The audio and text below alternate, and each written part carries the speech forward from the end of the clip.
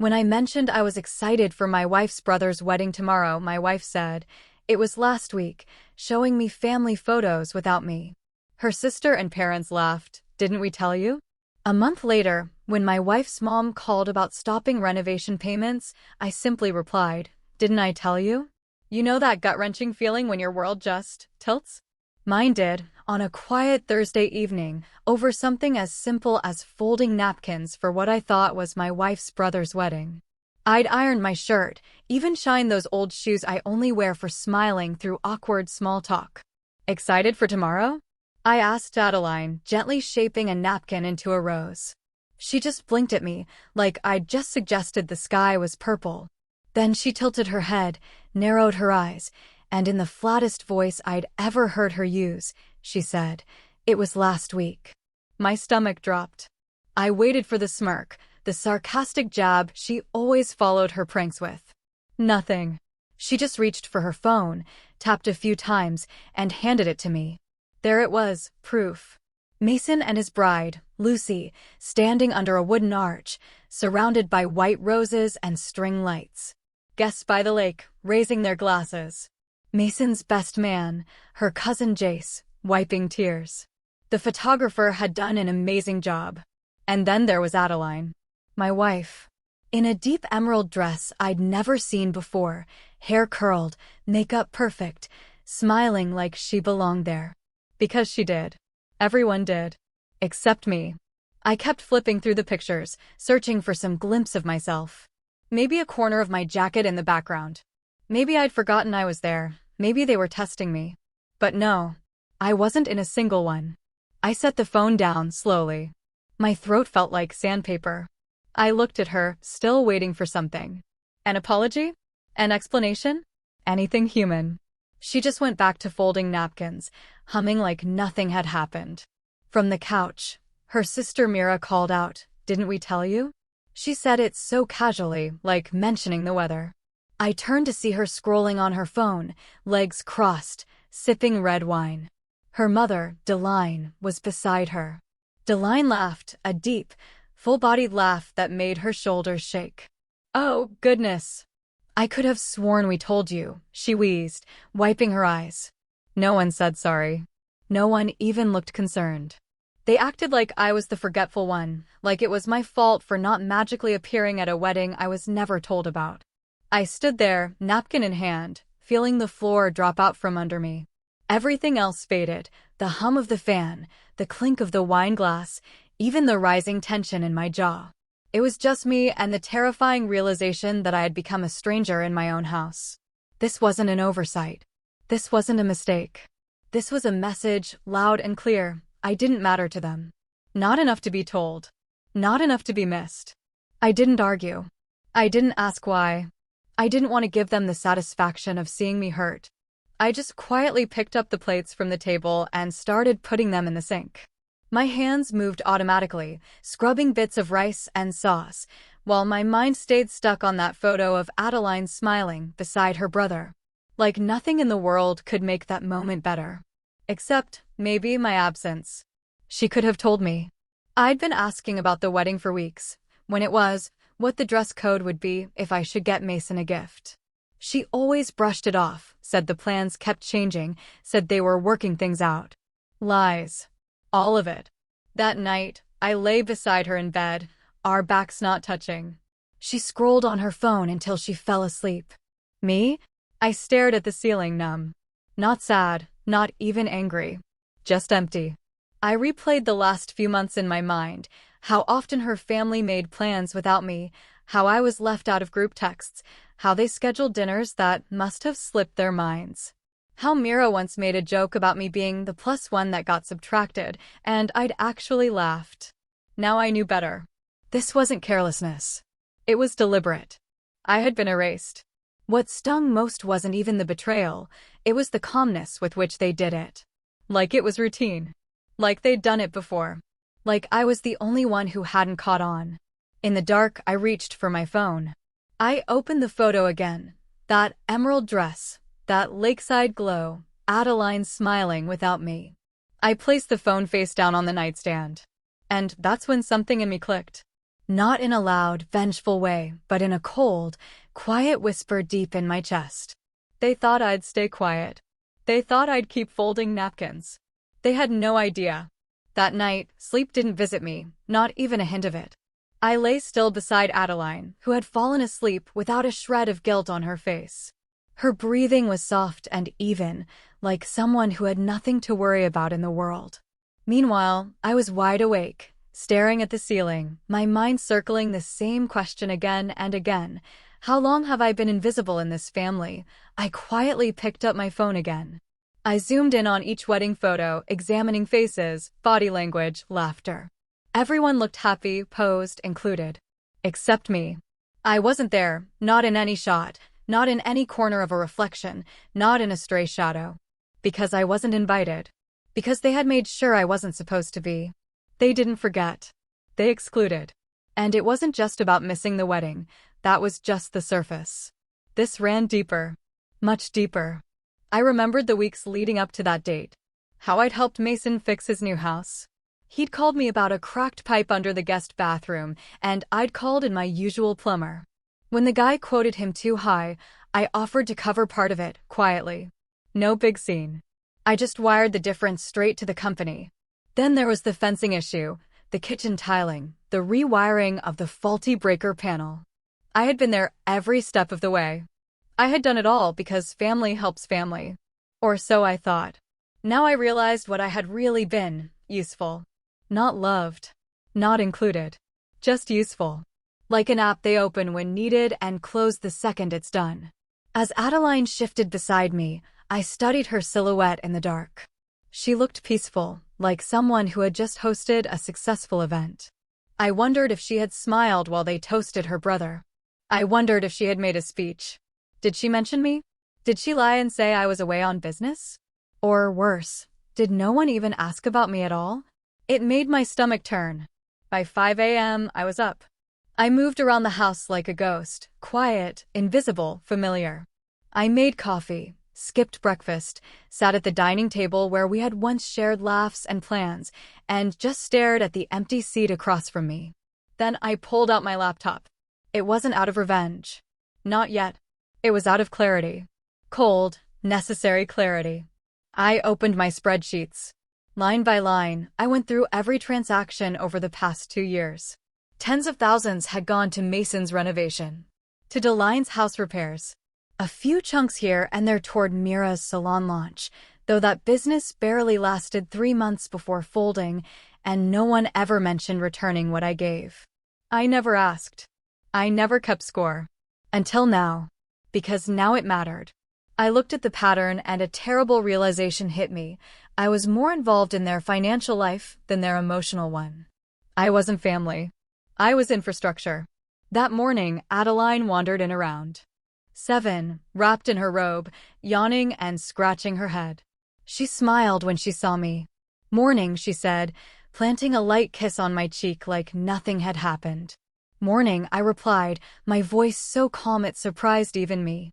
She poured herself coffee and sat opposite me, then started scrolling through her phone. I watched her for a moment, trying to picture what it felt like to live without consequence. To break someone's trust and then sit beside them like nothing happened. That took a kind of audacity I couldn't understand. "What are you working on?" she asked without looking up. "Just going over a few numbers," I said. She nodded, uninterested, and moved on. I watched her take slow sips from her cup. That's when I realized something else. She didn't expect me to question anything. Not the wedding. Not the photos. Not even my absence from a day that any decent partner would have been part of. And that's when the quiet started hardening inside me. The kind of quiet that isn't weak. The kind that observes. That calculates. That makes a decision. I didn't confront her. I didn't shout. What good would that do? Her mother would laugh it off. Mira would roll her eyes and say I was being sensitive. Mason would shrug and pretend he had no idea. And Adeline would just blink and say something hollow like, I didn't think it mattered. I had become a ghost in my own marriage. I was present in form, but erased from meaning. So I decided I would play the part. From that day on, I moved differently. I stopped talking during dinner. She didn't seem to notice. I stopped suggesting family plans. She didn't seem to care. When her mother called and left her phone on speaker, I just listened. I took in the way Deline referred to me like an outsider. What does he think about that? Is he going to pay for it? Tell him we'll call when we need him. They spoke about me like I wasn't in the room. So I became exactly what they treated me as, unseen. But inside, I was wide awake. I didn't know what I was planning yet. All I knew was something had shifted. Something permanent. And it wasn't about anger. It was about awareness. They had counted on me being dependable, quiet, forgiving, predictable. But that chapter had ended. They just didn't know it yet. It was a sunny Sunday when I made the mistake of driving past Mira's house. I hadn't been invited, of course. I hadn't. But something pulled me that way. Maybe curiosity. Maybe the ache of wanting to believe that I was still part of something. Maybe just foolish habit. I don't know. What I do know is that as I slowed near her driveway, the same familiar cars were lined up out front. Mira's red coupe, Deline's clunky SUV, Mason's new silver sedan.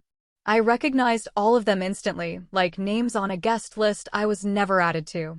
And through the open windows, I heard laughter. Genuine, easy laughter. I sat in my car across the street and just listened. The clinking of dishes. The sound of chairs scooting across the hardwood floor. Someone turning up music on a Bluetooth speaker. Bacon. I could smell bacon from my window. I'd cooked it for them before. Mira liked hers crispy. Deline always scolded me for burning the edges. I used to think that meant she cared. But that morning, sitting there in a car I paid for, parked near a home I helped renovate, something cracked in me. They were celebrating again, together. And once again, I was the ghost they never spoke of. I stared at the sidewalk for a long time. People passed by walking dogs, pushing strollers. Normal life kept moving, while I sat in the middle of it, paralyzed by the truth that had been growing louder with each day. They never considered me family. I was the man who paid. That's it. Mira's husband, Grant, had called me 3 months ago when their hot water heater burst. Said he didn't know who else to call. I had a guy there in an hour, paid the bill too, because Grant said he was waiting on a client payment and Mira was stressed. Then there were the new windows at Deline's house. The old ones had leaks. I'd arranged the contractor and wired the deposit myself. No one thanked me. They acted like it was expected, like breathing. And I let them. I didn't want to admit that. But sitting in that car, watching Mira's front door swing open to reveal trays of food and happy people with wine glasses, I understood what I had become. I wasn't a member of their circle. I was a resource. A backup plan. A wallet that smiled. And they didn't even have the decency to pretend otherwise. I drove off in silence, passing familiar streets, landmarks that used to make me smile, like the bench Adeline and I once sat on after our first real fight. Now, everything felt hollow. Every corner had a memory that had been edited, bleached of warmth. When I got home, I didn't go inside right away. I stood in the driveway, hands in my pockets, looking at the house I once thought of as ours. But even it had started to feel borrowed, temporary, like the key in my hand unlocked something I no longer had a place in. I walked through the door quietly. The living room was empty. A pile of shopping bags sat near the stairs. Adeline must have gone out with Mira the day before, probably shopping for Mason's housewarming or something equally meaningless. I didn't ask. I didn't want to give her the opportunity to lie. Instead, I poured myself a glass of water, went into the study, and called Theo. Theo and I had been friends since college. He was a lawyer now, sharp, precise, and more loyal than anyone I'd ever met. He'd been the best man at my wedding, though no one from Adeline's side ever really warmed up to him. Too blunt, they said. Too serious. But I'd take blunt over fake any day. Long time, he said when he picked up. Everything all right? No, I said. But it will be. He didn't press, just waited. I told him everything. About the wedding. The laughter. The photos. About sitting outside Mira's brunch like an idiot, hoping someone might call. I told him about the money. The repairs. The family that had silently cut me out while still dipping into my pockets like it was tradition. There was a long pause on his end. Then he asked, "You want out?" I didn't answer right away. I stared at the window beside me, watching a squirrel run along the fence line. No, I said. Finally, I want silence. He was quiet for a moment, then said, You don't want to confront them? I shook my head, even though he couldn't see me. They don't deserve confrontation. They'll spin it. Laugh it off. Twist my words. I just want silence. Clean, cold silence. I can do that, he said. But silence is a powerful tool. Once you go that route, you can't shout later. I don't want to shout, I replied. I want to vanish. But I want them to feel it. Theo exhaled. All right. Let's get to work then. We discussed accounts, transfers, and how to quietly untangle myself from every financial thread connecting me to the Andersons. I'd kept everything in my name or my holding company, but I'd never enforced boundaries. That was about to change. We drafted the first set of documents that night. And when I hung up, I didn't feel rage. I didn't feel grief. I felt something better, clarity. I walked back into the living room and found Adeline on the couch, phone in hand, laughing softly at something Mira must have said. She looked up and smiled. You okay? She asked, like nothing had changed. I nodded. Then I looked at her and saw a woman who believed I would always be here. A man who would always pay, always support, always stay. And in that moment, I finally understood they didn't erase me because they hated me. They erased me because they thought I would never leave. The following Monday, Theo and I met over breakfast at a quiet little diner outside the city. It was the kind of place where nobody asked questions and everyone minded their own business. I didn't want to meet in a law office or a boardroom. I didn't want this to feel like a war, just like a decision, a correction. Theo brought a folder with him. Inside were the documents I needed to sever the quiet chains I had spent years wrapping around myself. He slid the folder across the table with his usual no-nonsense expression. It's all here, he said, tapping the cover. Renovation payouts, property maintenance grants, discretionary contributions. Every last one of them routed through your personal holding firm. You've been a generous man. I opened it and skimmed the pages. Contracts, authorizations, amendments. I had signed without thinking twice, because family needed help, because I believed helping them made me part of something. I want it all paused, I said quietly. Every cent. Every automatic payment. I don't want a single light bulb changed unless they call me personally. Theo nodded. I'll get the order signed today. And I've set up alerts in case they try to go around you. I sipped my coffee slowly, thinking of the look that would cross Delaine's face when the plumber said, payment never came. The confusion in Mira's voice when the contractor refused to continue fixing the patio. The moment Adeline would try to spin it into another, technical mix-up. I didn't smile. I didn't need to. Later that afternoon, I sat at my desk in the study and began removing myself from every informal tie I had to them. I called the gardener who maintained Delaine's lawn and told him not to expect next month's payment. I emailed the property insurance rep and revoked the coverage extension I'd added for Mira's leaking ceiling. I didn't explain. I didn't make excuses. Just a line here, a cancellation there. Silent redirection. And then I waited. It took 5 days. On the 6th morning, I was having coffee on the porch when my phone buzzed. Delaine's name lit up the screen. I stared at it, let it ring until the final chime, and then picked up. I wasn't angry. I wasn't curious. I just wanted to hear how she would spin it. Hello, I said, as calmly as if she were an old coworker calling to check in. Oh, thank God, she sighed, in that over-the-top voice of hers. Darling, I just got off the phone with that terrible builder. He said the kitchen work's been stopped. Something about funds not going through. I said no. I told him that must be a mistake, of course. I mean, you've always handled these things. Is it a bank issue? I leaned back in my chair, staring at the wind chimes Adeline had bought 2 summers ago. They clinked softly in the breeze, like they were mocking her mother's voice. No mistake, I said plainly. A beat of silence on the other end. I'm sorry, she said. I gave a quiet chuckle and replied, didn't I tell you? I repeated it slowly, gently, with the same emptiness her daughter had once offered me across our kitchen table. Didn't I tell you? She paused. I could hear her trying to decide whether to laugh again, whether this was some odd joke she didn't quite get yet. But I didn't wait for her to find footing. I'll let you sort it out with Mason or Mira. I'm sure they've got it handled. Then I ended the call. It wasn't slamming a door. It was turning off a light. Later that day, Mira texted me. Just 2 words, payment issue. I didn't reply. Instead, I opened the filing cabinet and pulled out the folder labeled Anderson Affairs. Yes, I had finally started naming things properly. I placed their folder beside others: business accounts, real estate ventures, trusts. I looked at them all and realized something stunning. Every person in that family had benefited from me. Everyone. And not once did they treat me like I belonged. For dinner that night, Adeline made pasta. I could hear her humming while she stirred in the kitchen. She didn't ask how my day was. She didn't mention the calls. She didn't seem to know her mother had been cut off, or that Mira was now pacing in her kitchen. She asked about the weekend. I said I'd be working. She smiled, but it didn't reach her eyes.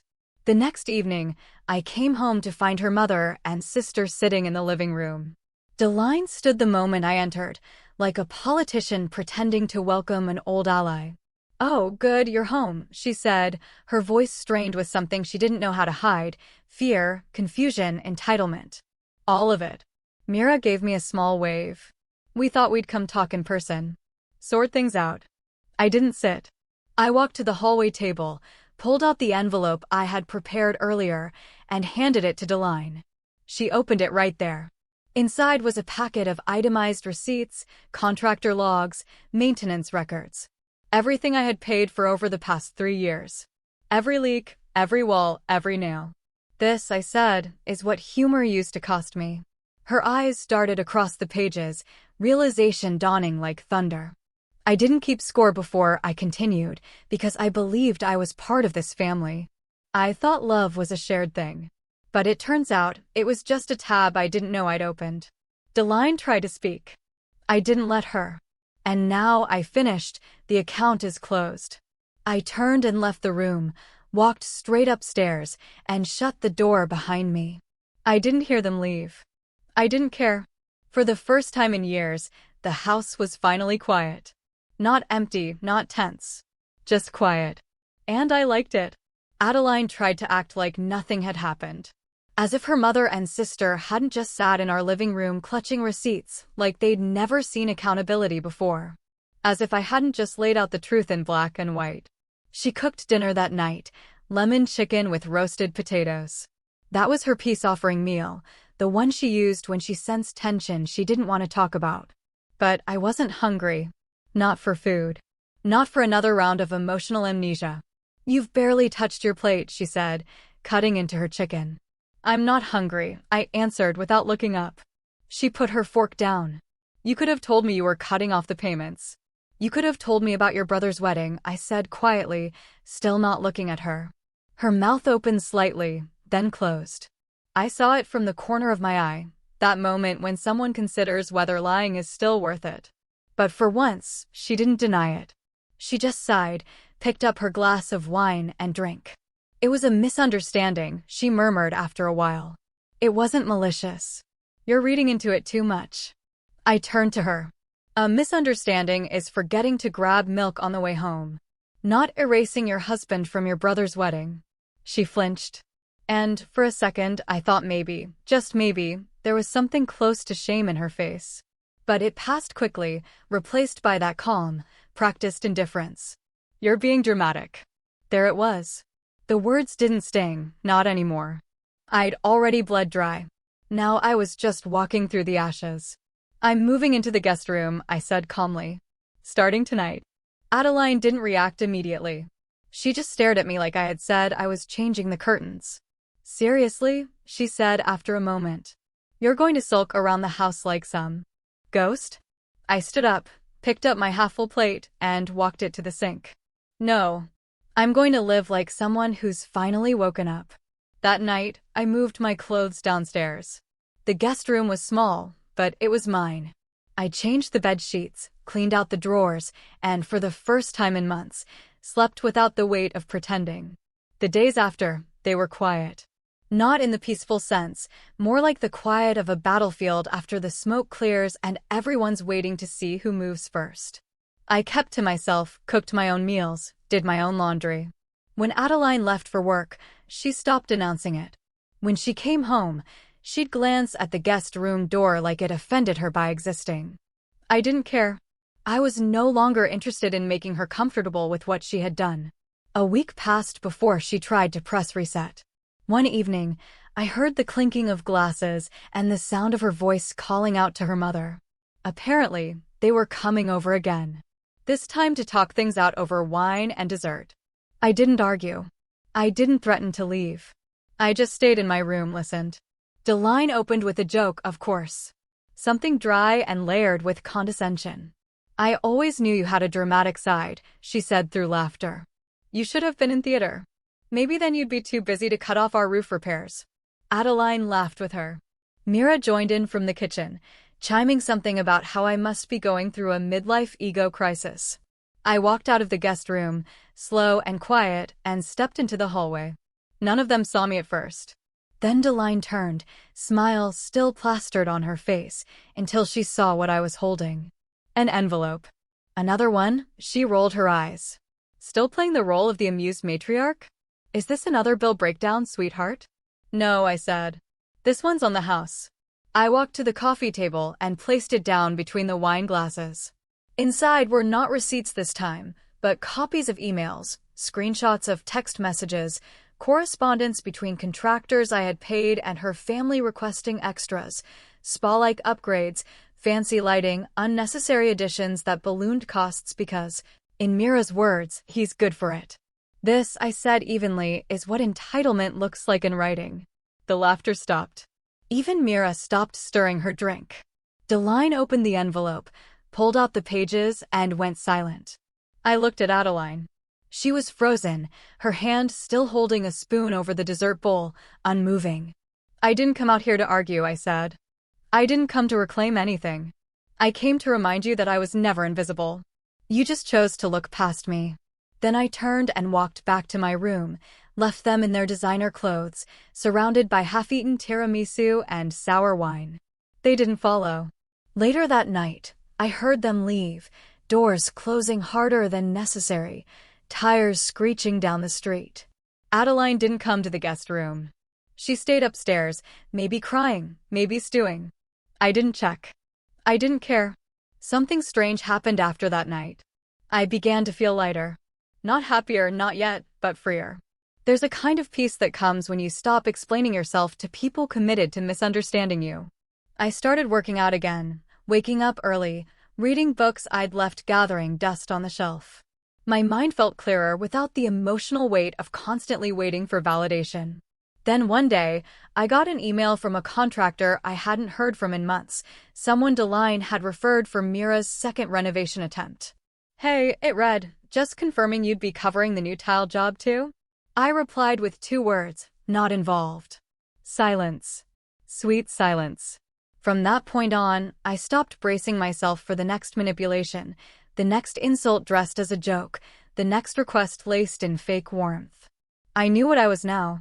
I was no longer the man who pays but isn't family. I was the man who remembers everything and forgets nothing. I left the house before sunrise. Not out of anger. Not to make a scene. Just a quiet decision after too many days of watching my own reflection fade in a home I no longer recognized. I had packed a small duffel bag the night before. A few shirts, a laptop, my documents, and the spare keys to a condo I bought 5 years earlier, back when I still believed in the concept of future-proofing my life. The condo sat on the 9th floor of a high-rise on the quiet side of the city. It had floor-to-ceiling windows, a view of the skyline, and the one thing I hadn't realized I missed until I opened the door: space to breathe. The silence there was different. Not the tense kind that sat between 2 people in a house that had grown too big with emotional distance. No, this silence was clean. It was mine. I dropped my bag, exhaled, and let the weight of months fall off my shoulders all at once. For the first time in years, I was alone with my thoughts, and they weren't screaming. Adeline didn't call. Not that day, not the next. Maybe she assumed it was another phase, a silent protest that would end with me crawling back to her side, like I always had. Or maybe she simply didn't notice. I wasn't sure which truth hurt more. 3 days passed before my phone buzzed. It was Mira. We need help finishing the foundation work at Mom's place. You know she's getting older. This delay is stressing her out. No, hi, no, how are you? No acknowledgement of the last conversation. Just another request, another assumption. I stared at the message for a few seconds, then tapped the call button. She answered on the second ring, as chipper as ever. I knew you'd call back, she said with a smug little laugh. Seriously though, the builder is being difficult. He says without a new deposit he won't finish. I'm sure Mason can handle it, I interrupted calmly. There was a pause. Mason, she asked. But he had a lovely wedding, didn't he? I continued. She didn't speak. I let the silence stretch. I wanted her to feel what I had been feeling for months, that tight, sinking quiet when someone forgets you on purpose, when they leave you behind and pretend it was an accident. The line clicked. She had hung up. I smiled. Not a cruel smile, just one of realization. The thing about silence is that once you stop feeling it for other people, it becomes a weapon they don't know how to defend against. They're used to your yes, your convenience, your explanations. When those disappear, so does their control. Days passed. No more calls from Mira. No texts from Deline. Not a single word from Adeline. And for once, I didn't wait by the phone. Instead, I worked. I set up my desk near the window. I opened projects I'd been meaning to start for years. I cleaned out my inbox, caught up with old clients. I even reached out to a few nonprofits that had been sitting on my radar. It wasn't about proving anything. It was about living in my own name again. I cooked my own meals, played jazz in the mornings, and sometimes just sat in silence, staring at the skyline, thinking about nothing in particular. That, to me, was the greatest shift. I wasn't constantly rehearsing arguments in my head anymore. I wasn't defending myself to ghosts. One afternoon, I walked to the cafe down the street. A new barista named Jen took my order. She smiled when I told her my name, scribbled it on the cup, and said, "Nice to see a regular face." Most folks around here just glare at their phones. Trying not to be one of them anymore, I said. She grinned. Good luck. That night, I checked my phone again. Still nothing. But it didn't feel like punishment anymore. It felt like peace. And just when I thought they'd finally decided to leave me be, Deline called again. This time her voice was different, edgy, forced calm wrapped in panic. The roof is leaking, she said without preamble. The builder is threatening legal action. What is going on? I didn't even know there was a new contract. They said it was under your name. I looked out my window at the city lights and sipped from my mug before responding. I'm sure Mason or Adeline can help, I said, mirroring her own dismissiveness. They said it was your responsibility, she snapped. And there it was. The truth they'd never admit openly. I had been the backbone of their comfort. The unspoken agreement was that I would pay, fix, provide, protect, and ask for nothing in return. Didn't I tell you? I said softly. What? I let the word sit. Let her feel the same chill I'd felt when her daughter showed me wedding photos I didn't know existed. Let her choke on the same emptiness I'd swallowed for years. Didn't I tell you? I repeated. And then ended the call. An hour later, Adeline finally broke the silence. She didn't call. She came. I heard the knock at my condo door around 9:15 p.m. When I opened it, she stood there in a coat too thin for the cold, and eyes red like she hadn't slept. I didn't know where else to go, she whispered. I stepped aside but didn't say a word. She walked in slowly, looking around like she was seeing me for the first time in years. This place is nice, she said, voice small. I nodded. She sat down on the edge of the couch, twisting her hands together. This is your family too, she said, barely above a whisper. You can't just leave them like this. No, I said, standing near the window. Family doesn't erase you from photos or celebrations or homes. She looked down at her hands. I made a mistake, she said. I didn't think it would matter. That hurt more than anything. You didn't think it would matter. I didn't reply. She looked up. Can we talk? I let the silence answer. And for the first time, She sat in it. No defenses. No jokes. Just her staring at a version of me she hadn't met before, the one who wouldn't carry shame that didn't belong to him. When she finally stood up to leave, she turned to me. "Do you still love me?" I looked at her, long and steady. "I love who I used to be when I was with you. But I don't miss who I became." She nodded, eyes welling up, and left without another word. And I returned to my silence. Not because I was broken, but because I was finally whole. When people underestimate you long enough, you stop correcting them. You let them believe what they want. That's what I did for years. The Andersons treated me like I was just an IT consultant, just another tech guy who got lucky marrying into their family. They never asked deeper questions about what I did, how I built my business, or why I never seemed to stress about money. They weren't interested in my world, just in what I could offer theirs. That suited me fine, because the less they knew, the more control I had. They didn't know I owned the consulting firm I worked at. They didn't know I'd purchased rental properties across the city through a holding company with a generic name they'd never recognize. They didn't know that half the people they gossiped about at brunch, landlords, HOA board members, building inspectors, had my number saved in their phones. And they had no idea that Deline's beloved house, the same one I helped save from foreclosure 5 years ago, was still tied to a lien I held quietly, legally, and indisputably. Back then, Mason had gotten himself into some gambling trouble. He asked his mother for help. She, in turn, asked me. The house was at risk, and they needed a cosigner to keep the second mortgage from collapsing. I didn't ask questions. I just signed. Of course, I made sure the paperwork protected me. A quiet clause in the agreement allowed me to convert the lien into an enforceable debt if certain conditions weren't met. They weren't. Not by a long shot. And now, as I sat in my condo watching the evening traffic drift like ants below, I realized I was holding something far more powerful than anger: leverage. Theo came over that night. He had a thick folder with him, updated LLC records, new legal notices, and a summary of every transaction we were moving under private control. "This one," he said, pointing to the page with Deline's property, "is your ace. The city inspector's report is enough to trigger the debt clause if you wanted. We could move to seize equity within 30 days. I didn't smile, not out of restraint, but because there was nothing to gloat about. "I don't want the house," I said. Theo raised an eyebrow. "Then what do you want?" "I want them to feel it," I said quietly. "I want them to know what it's like to live with the sound of a door closing in their face." He nodded. He understood. We finalized the documents. My ownerships were now public, my involvement now official. All renovations routed through my firms canceled. All scheduled maintenance plans revoked. They'd have to go through new inspections, new estimates with contractors who didn't know them. And certainly didn't care about their last name. The Anderson family facade, polished smiles, borrowed charm, whispered judgments, was beginning to show its cracks. I didn't tell anyone. I didn't announce anything. I just let the systems do what they were designed to do.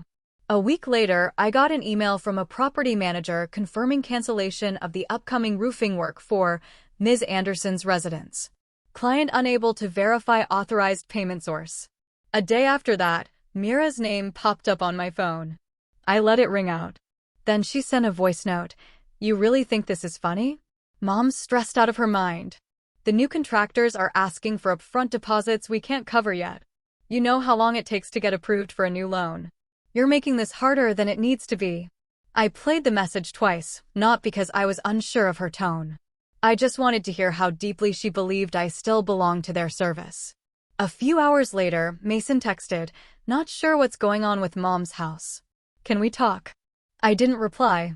That night, I received a message from someone I didn't expect, Lucy, Mason's wife. We'd never been particularly close. She was always pleasant, always neutral. I used to think it was because she was shy. Now I realized she was just observant. She hadn't joined the laughter when I was erased from Mason's wedding. In fact, I barely saw her in the photos that Adeline showed me. Her message was short: "I'm sorry. I didn't know. If I had, I wouldn't have gone through with it the same way. You deserved better." I read it twice, then locked my phone.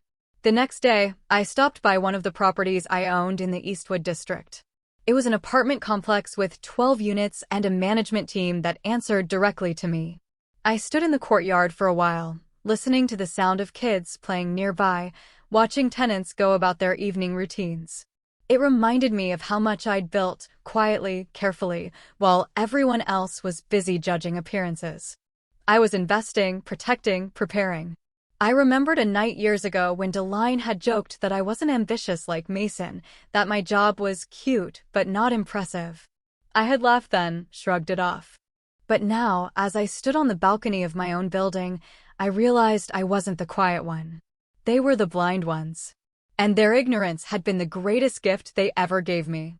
A few days later, Theo called. "They got the letter," he said. "Deline's hired a new attorney. She's panicking, trying to renegotiate terms on the lien. And she can't. You gave them 5 years of goodwill. You're within your rights." I exhaled. I wasn't angry. I wasn't vengeful. I was just done. And being done is one of the most powerful feelings in the world. I ended the call and looked around my condo. The light was soft through the windows, the air was clean, my inbox was quiet. My conscience even quieter. They could keep their laughter, their brunches, their weddings. I had my name. I had my voice. And finally, I had my peace. It happened faster than I expected. The unraveling, the chaos, the slow public exposure of everything they tried to keep wrapped in artificial grace. It started with a voicemail from Deline, shaky, out of breath, and no longer laced with superiority. I need you to call me back, please. The new builder's threatening legal action. Says we defaulted on the revised contract. I didn't even know there was a new contract. They said it was under your name. She sounded like a woman who had lost control of the narrative, and for the first time, I didn't. I never called her back. Not because I wanted to hurt her, but because I needed to protect myself from becoming their crutch again. That same day, I got a text from Adeline. It was long, too long. I didn't even read it all the way through, just skimmed over phrases like, "I didn't know it would get this bad," and "there's still family," and "we shouldn't let money destroy everything." Money didn't destroy anything. Silence did. Entitlement did. The belief that I would never push back did. That evening, I poured myself a glass of wine and stood by my window. Below, the city moved on, without any awareness of the storm circling the Anderson name. The same people who once laughed behind my back were now realizing that they had built their comfort on foundations they didn't own. A few days later, Adeline showed up again. She didn't text, didn't call, just knocked.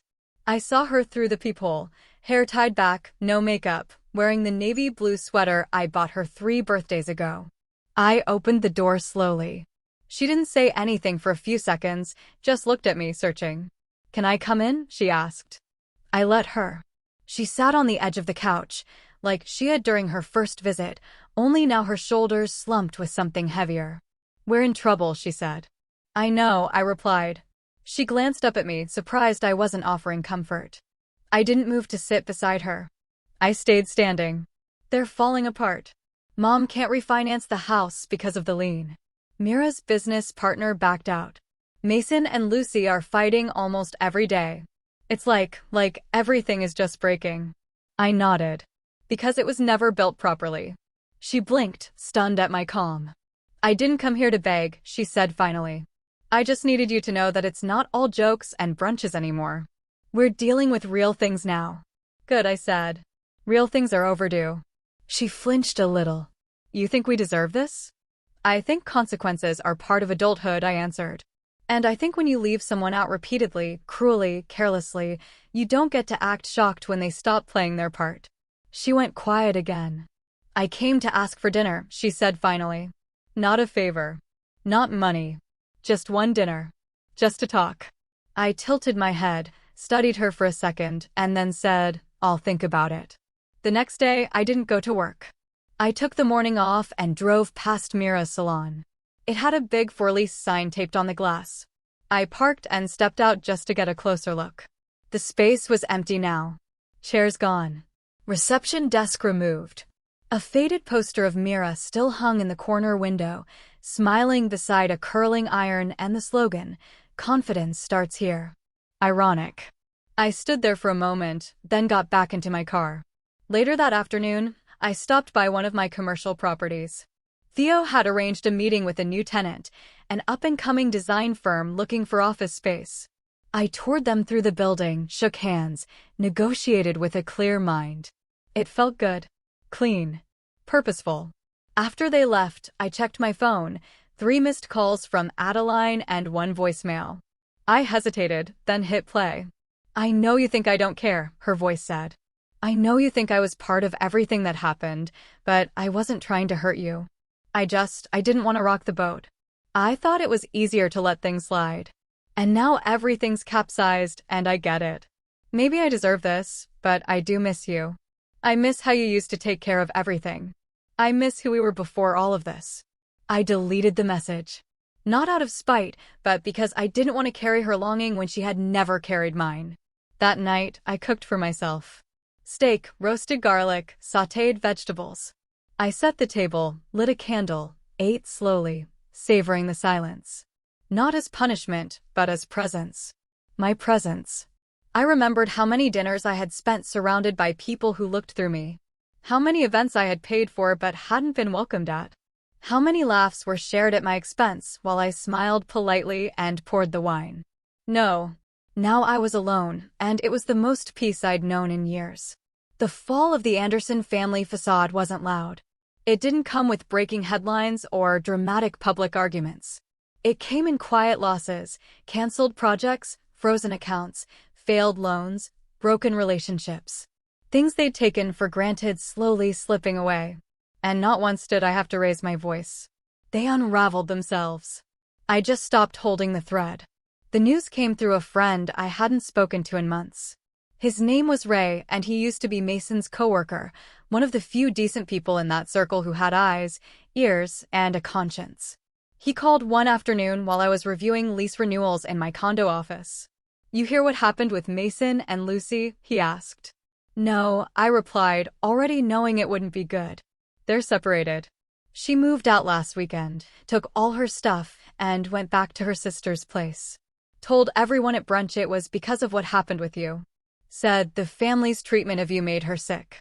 I blinked, sat back in my chair. "She said that." "Word for word," Ray said. "Apparently she didn't even know about the wedding stuff until someone brought it up at a dinner. When she found out you weren't invited, and the way they laughed about it, she lost it. Said if they could do that to you, they could do it to anyone." I didn't say much after that, just nodded, thanked him for the call, and hung up. It should have made me feel victorious. It didn't. All I felt was confirmation. Confirmation that I had never imagined the cruelty, that I wasn't overly sensitive, that the quiet way I'd been pushed aside was in fact real and visible to others. I went for a walk that evening. The streets were lit with that soft, golden hour hue that makes everything look cinematic. People walked their dogs, a couple laughed outside a bakery. Life moved on. My heart felt oddly still. Mira got engaged around that same time. Word spread quickly. She'd posted it all over social media, close-up shots of the ring, long captions about love and second chances. But what stood out wasn't the announcement, it was the silence that followed. No one offered to pay for her venue. No one offered to host. Even Deline, once the queen of arranging events for her children, was suddenly occupied with repairs and contractor disputes. The financial safety net I had quietly provided for over 5 years had vanished, and with it, their image of effortless stability. A week later, Mira called me. I didn't answer.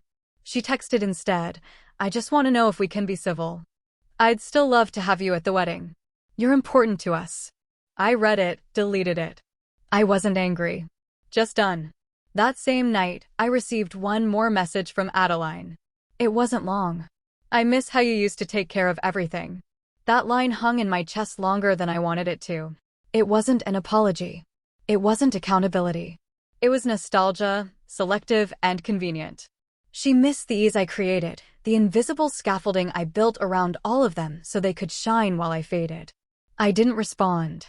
Instead, I stood by the window and looked out at the city again. Every time I did, it reminded me of who I was outside their orbit, a man who could build, protect, think, provide, not because it was expected, but because it was who I am. They never really knew that man. They only knew the quiet husband, the predictable provider, the man who folded napkins and laughed when they joked at his expense. I was not that man anymore. And strangely, I felt sorry for Adeline because she was mourning the wrong thing. She thought she missed me, but what she really missed was control. 2 days later, I got a call from Theo. "Thought you'd like to know," he said. Deline's attorney reached out. "She's trying to settle the lien out of court. They're terrified the house will be listed." "Let her sweat," I said. "Already is," he replied. We shared a quiet laugh. Then he said something that caught me off guard. "Ever thought about letting go entirely?" I paused. "What do you mean?" "I mean, the paperwork's done, you're protected, their access is cut. You've made your point. Do you want to stay tethered to any of it? Or do you want to walk away clean?" I didn't answer immediately. That night, I sat alone on my balcony, the air cool and still, and really thought about it. For the first time since this began, I considered what it would feel like to stop. Not just responding, but remembering. Not just defending, but detaching. To stop letting them rent space in my mind. To let the chapter close. No final paragraph, no dramatic ending, just a silent page turn. It felt possible. And that was enough. So when I woke the next morning, I called Theo back. "Start the process," I said. "All of it. All of it. Cut the lien. Finalize the property transfers. Close out anything still tethered to their names or their chaos. Let them live in the world they created without me. Because that's what they chose." I was just honoring it. It's been almost a year now. A full turn of the calendar since the day I stood in my own kitchen and was told, without hesitation, without apology, that my wife had attended her brother's wedding without me. A year since Mira laughed from the couch and asked, "Didn't we tell you?" while her mother sipped wine like I wasn't standing in the room. A year since I folded napkins with hope in my chest and went to bed with silence in my lungs. And now? Now I live in a home that I chose. Every piece of furniture was handpicked by me, not bought to impress anyone or match someone else's idea of elegance. My mornings start with peace. My nights end without noise. I don't check my phone bracing for another passive-aggressive text. I don't carry invisible debts for invisible roles in a family that never truly welcomed me. I carry only myself. And that has been enough. The condo, my condo, has become something I didn't know I needed, a refuge. Not from the world, but from the version of myself I used to be. The man who explained too much, gave too much, waited too long for people who would never clap when he walked into a room. The silence is no longer a wound. It's a wall I built, brick by brick, to keep out noise I no longer accept. Last week, I hosted dinner. A small one. Nothing extravagant, just a few people I trust. People who never made me prove my worth. Theo brought wine, of course. He's become more than just my lawyer. He's my anchor in storms I didn't know I was allowed to step out of. My sister Nadia flew in from Florida with her boyfriend. She used to worry about me. Now she just hugs me longer and smiles wider. We sat around the table, my table, and passed plates without judgment, without tension, without pretending. It wasn't fancy. No caterers, no floral arrangements, no performance. Just laughter. Real stories. And clean plates. Sometime after dessert, Theo leaned back in his chair and asked the question I knew was coming. "Do you ever hear from Adeline's family anymore?" The room got quiet, not uncomfortably, just curiously. Everyone looked at me like they were waiting for some dramatic revelation. I smiled. "Not anymore," I said. I finally got the hint. Laughter followed, warm and knowing. And that was it. The chapter closed with a single sentence. No rage. No revenge. Just a fact. I hadn't blocked any of them. I hadn't sent cruel messages or broadcasted their downfall. I simply stopped showing up where I wasn't seen. Stopped carrying weight for people who would never lift mine. That was my justice. And it was enough. The next morning, I got up early and went for a walk. There's a trail near the condo that leads down to a quiet park by the water. I go there often now when I want to think, when I want to feel grounded. There's a bench I like. From there, I can see the reflection of the city skyline on the lake. The same skyline I used to stare at from my office window during sleepless nights, wondering if I was the problem, wondering if maybe I wasn't trying hard enough to earn a seat at their table. But sitting here now, I understand what I didn't then. It was never about trying harder. It was about realizing I was trying for the wrong people. People who mistook kindness for weakness. People who saw silence as consent. People who believed being family meant being owed. I stayed in that system for so long because I thought loyalty meant endurance. But loyalty without respect is just self-abandonment dressed up in polite manners. And I'm not that man anymore. I've rebuilt my world now. Smaller. Tighter. Built not on obligation, but on mutual presence. No more pretending. No more squinting to find value in people who refuse to offer it freely. Sometimes I see glimpses of the Andersons in public posts. Someone tags Mason in a group photo, or Mira uploads a story about her wedding planning struggles. I scroll past. Not with bitterness. With disinterest. They live in a chapter I've already closed. Adeline? She tried reaching out a few more times. Once through email. Another time through a letter she dropped off at the front desk. I read the first paragraph. That was enough. The rest I let go unread. She said she missed me, but really, she missed the convenience I offered.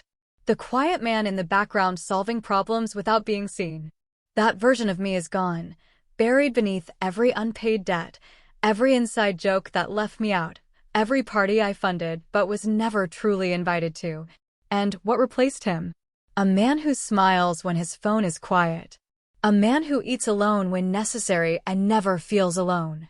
A man who hosts dinners around tables he built, chairs he chose, with people who show up without needing to be convinced to care.